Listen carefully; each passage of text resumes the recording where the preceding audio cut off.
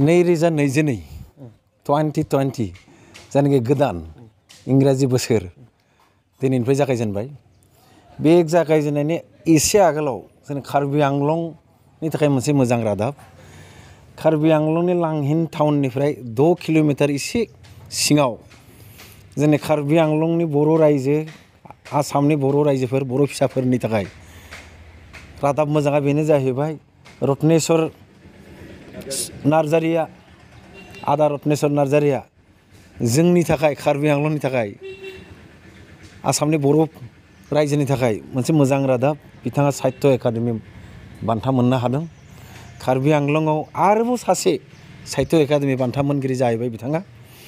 दा गोदान बोसोराव बिनिख्रुइ आरो मोजां रादाब मा थानो हागौ दा जोङो बर' कसारि वेलफेयार अट'नमास काउन्सिलनि जानानै जोंनि जानाखि दैदेनगिरि मिनिस्टार बसुमतारिनि जानानै जा इउपिपिनि दैदेनगिरि बिथांमोना जाखिनि बरायनो फैदों मोनसे मोगा मोगि सावरायनो फैदों बेवहाय आंबो फैफानानै आंनि बिजानि मोनसे सिबिनाय आरो आंनि मोनसे मान बावनाय काउन्सिलनिफ्राय मान बावनाय बिथांनो जासिदों बे समाव आं खावलायनो लुबैयो कार्बि आंलंनि जानाखि जाखांबोनाय शिक्षित लिरगिरि बिथांमोना निस्सय जाय बेक्तिया बेंकआव साख्रि मावोमोन जाय बेक्तिया एबसुनि बिबानगिरिमोन जाय बेक्तिया जिल्ला बर' साहित्य सभानि बिबानगिरिमोन बिनि गेजेरावबो एसेबां थुनलाइ जे सोरजिबाय बर' हारिनि जानाखि थुनलाइ बाख्रियाव जे इसेबां बुरजा मोनसे बिहोमा बा बिथाङा सोरजिना गालांबाय निस्सय आनान गसाइ आफा सोरजिगिरिया फैनाय दिनफोराव बेनो गोहो बोलो होगोन साइस्थ'खौ मोजां लाखिगोन बिथांनि जानानै बे गोदान बोसोर आर'ज गाबबाय लोगोसे बयनोबो गोदान बोसोरनि गाहाम हामलायथिनायखौ जासिफिननानै आरो खेबसेबाव फैगौ जानाखि मागो जेनाखि दमासि बेवहाय जोङो बोरैहाय गोजोन सान्थि जों बे फोरबोखौ फालिनो हायो आरो नैबे गोदान बोसोराव जों गोजोन बोरै सान्थियै जोंनि बर' माहारिखौ बोरै गोजौआव लाबोनो हायो बयबो जाहाथे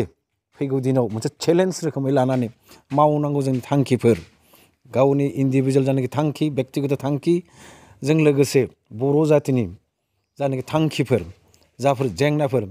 बेवहाय जोङो निस्सय जयै आवगायलांनो हागोन लोगोसे बे खोथाखौ आरोबाव खेबसे मख'फिननो लुगैयो जोंनि जानाखि नेसनेल इडुकेसन पलिसिया जागायबाय आसामावबो नेसनेल इडुकेसन पलिसियाव जोंनि बर' बिजोंखौ बोरैहाय बे नेसनेल इडुकेसन जानाखि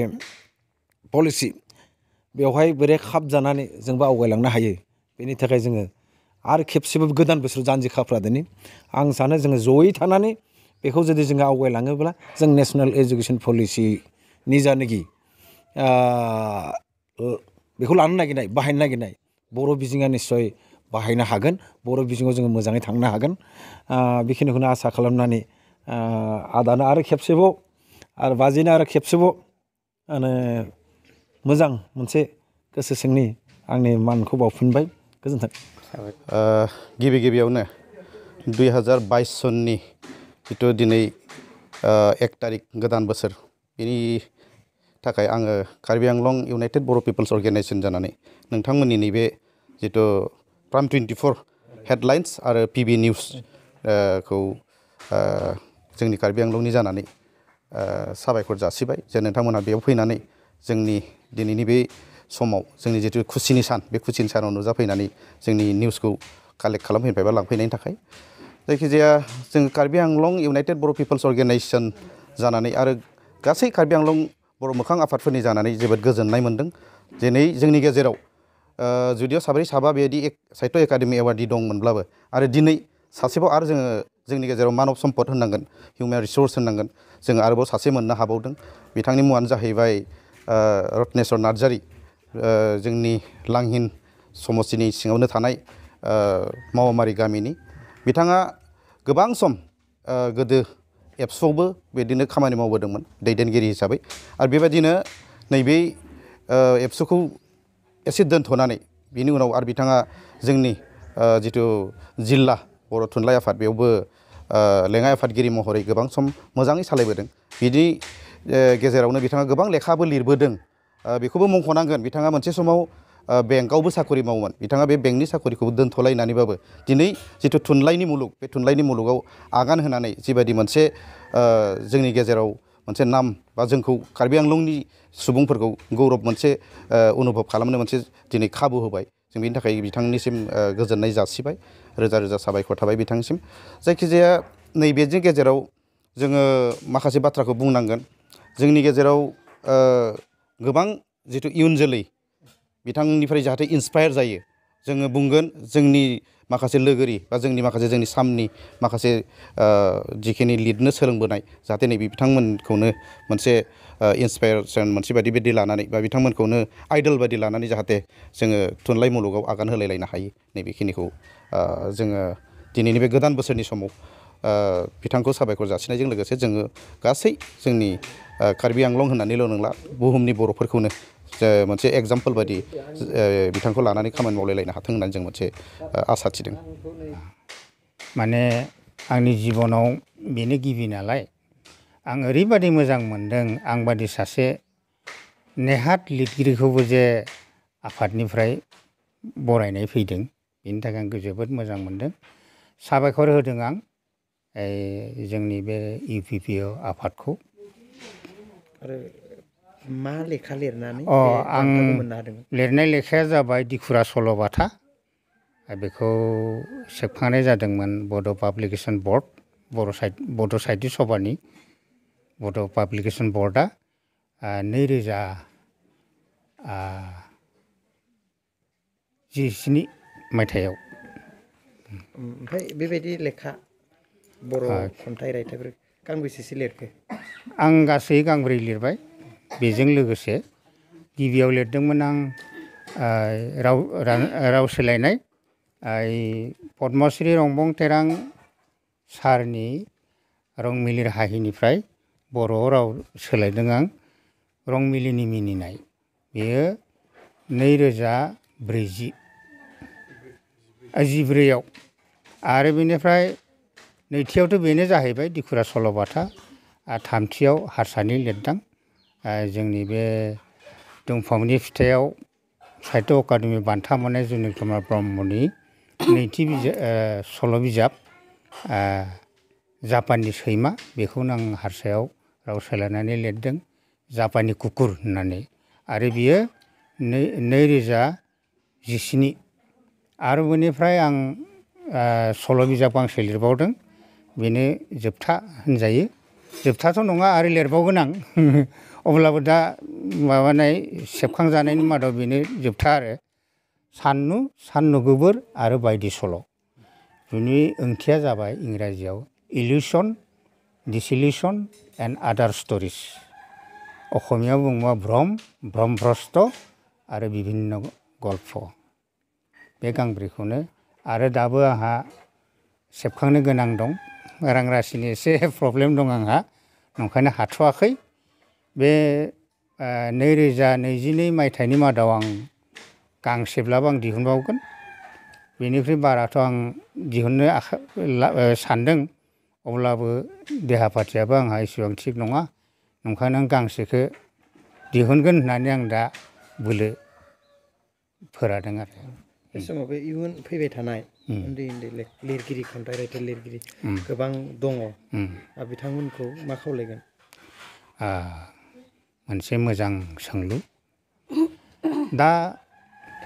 जोंनि जिथु आबहावा जोंनि दा उनसा जोलैफोरनि जिथु आबहावा बिजाब मोखां होननानै बुंथावा मानो होनबा जोंनि गोबाङानो दा डिजिटेल मुगानि बे ग्लबेलाइजेसन मुगानि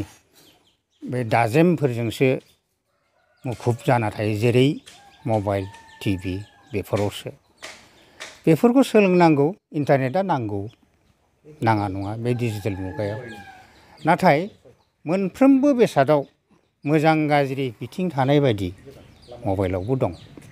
इन्टारनेटआवबो दं बेखायनो बे मबाइलखौ बोरै बाहायनांगौ बेखौ जोंनि गिरिबाफोर माने बिमा बिफा जर'खायै आरो बे बिमा बिफाफ्रा गावबो सोलोंनांगौ आरो गथ'नो बोरै फोरोंनांगौ बोरै बाहायनांगौ बेफोरखौबो फोरोंनाया गाहाम। मानोना उन्दैनिफ्राय मोनसे सर'खौ खालामबासो बियो उनाव थांनानै गथ'नो गियान आरो सानथोन माने मा होनो बेखौ इन्टेलेक्ट बेखौ होनो हायो। सोलोंथाइजों लोगोसे जों बेखायनो गिदिरसिन माबायानो जाबाय सर'। बे सर'खौ खालामथारनांगोन। मानोना मानसिनि ब्रेनाव आरो माइलिन सार्कोल होननाय मोनसे बुस्थु थायो। बे माइलिन सार्कोलाव जों जि सोलोंगोन बे माइलिन सार्कोलाव स्टक जाना थायो, माने ज' जाना थायो आरो। बे माइलिन सार्कोलखौ जेरै सासे गथ'आ थाबायनो रोंबाय, सोरबा एसे देरनानै साइकेल सालायनो रोंबाय, गारि सालायनो रोंबाय, बे बुस्थुखौ रोंनायनि उनाव बावा। सासे गथ'आ थाबायनो सोलोंनायनि उनाव देरजासिम बेखौथ' बावा। नाथाय बे जों थाबायनो रोंनायखौ जों बोरै गोख्रै बानायनो, बेयाव जोंनो गोनां जायो सर' आरो। बेखायनो जोंनि बै जिथु मबाइल बाहायनाय, बे मबाइल बाहायनायाबो प्रेक्टिकेल जानांगोन आरो ओमफ्राय गाहामनि थाखाय आरो ओमफ्राय सिमनानि गेजेराव बाहायनांगोन। दा जों बिदि बानायनानै मोनसे खोथा आरो फैबावबाय जोंनि दा उनसा जोलैफोरनाव खान्थियारि सोलोंथाइ। बे खान्थियारिनि सोलोंथाइनि थाखायनो जोंनि गथ'फोरनो दा उनसा जोलैफोरनो नांगौ मा, बै सल'बाथाखौ उन्दैनिफ्रायनो बिमा बिफाया बिसोरनो फोरोंना होनानै खान्थियारि बिथिङाव जौगाहोनाय। बे खान्थियारि बिथिंखौ जोंनि उनसा जोलैफ्रा रोंबासो गिदिरखौ बोरै सनमान होनांगौ, उन्दैखौ बोरै अननांगौ, बे खान्थिखौ रोंहैनाय जाहैगोन। बेनिखायनो आं दा आथिखालनि बे जेनेरेसनखौ माने उनसा जोलैखौ खावलायो बिजाब फरायनायनि फारसे गोसो होनायनि थाखाय मबाइलखौ थि आरो बेनिफ्राय थाराव सिमनायाव बाहायनायनि थाखाय आं माने खावलायहरबाय आरो बेजों लोगोसे बिमा बिफाखौबो गथ'फोरखौ उन्दैनिफ्रायनो